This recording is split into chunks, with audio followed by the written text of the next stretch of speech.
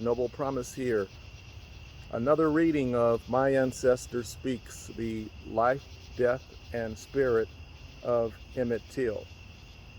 A daily reading during the month of July for our ancestor, Emmett Till, an earthling ancestor.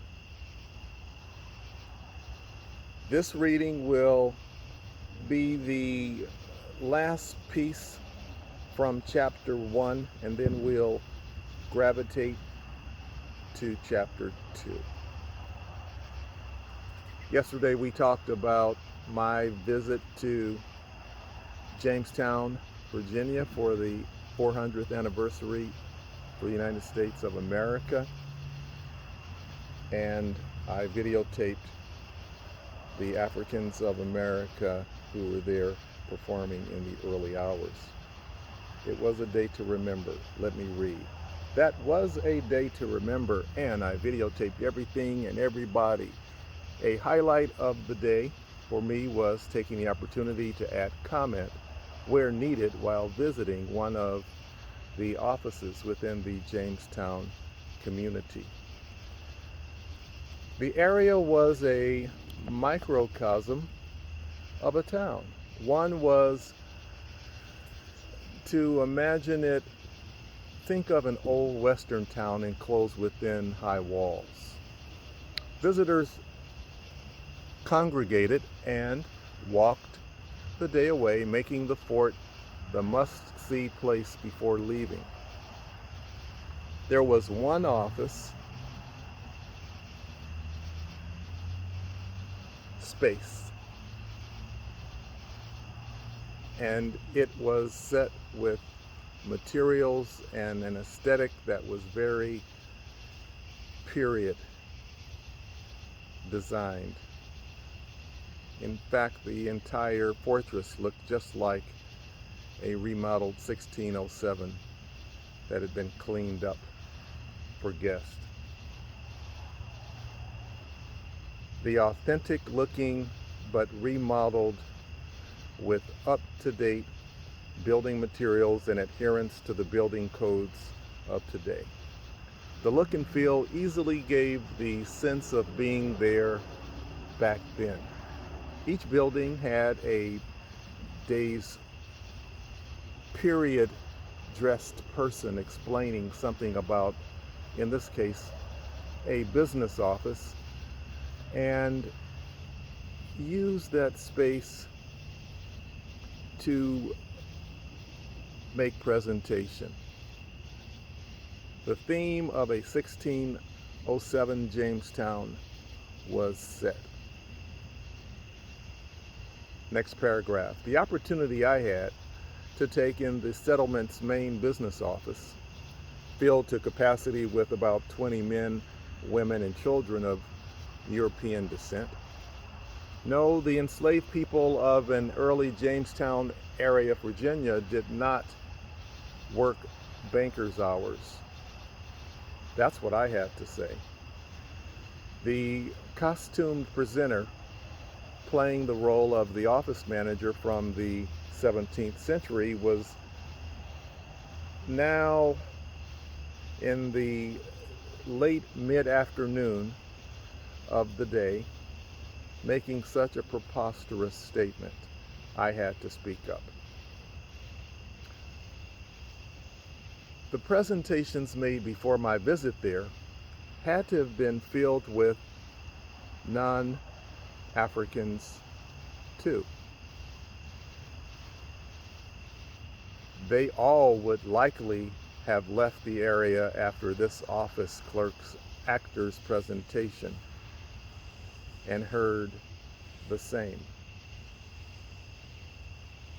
No, the enslaved people of an early Jamestown area, Virginia, did not work banker's hours. If I were there, I would retorted. For all in attendance in that wooden room with the beautifully crafted ceiling, they received facts over the presenter's fiction. As I was standing to the left of the speaker and only about 14 feet away, My words and figure were very easy to identify. The clerk had made a very big boo-boo in front of me. He said that enslaved people during the colonial enslavement era worked from 9 a.m. in the morning to 5 p.m. in the afternoon. I interrupted with volume and told him and everybody within earshot, no, they did not. They worked from sunup to sundown. That was that. One person who in 1607 would have more likely been enslaved was working her Jamestown era kiosk nearest the fort settlement. So there was one woman working a kiosk, and at these different kiosks there were curios and crafts and persons with artisan experience explaining different wares and bits of history about whatever their focus area was. Everything was very authentic looking. So this African of America woman had her kiosk there, and let me continue reading.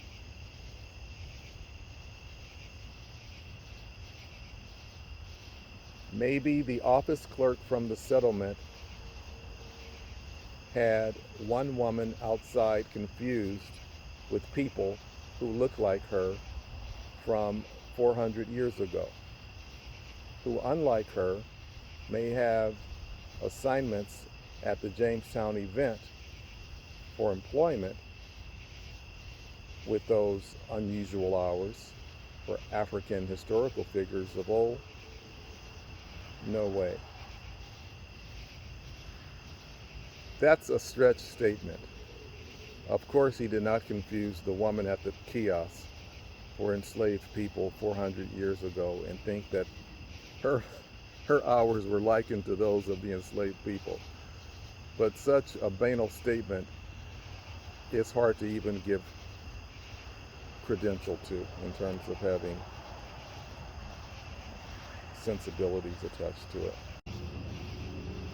So as you see, this look is of the period pre-60s, touching on the 60s, possibly.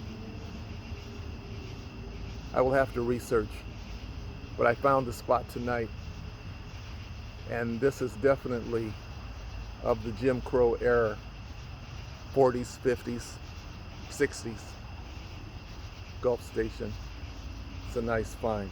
I location hunted for this. So be well, and until next time.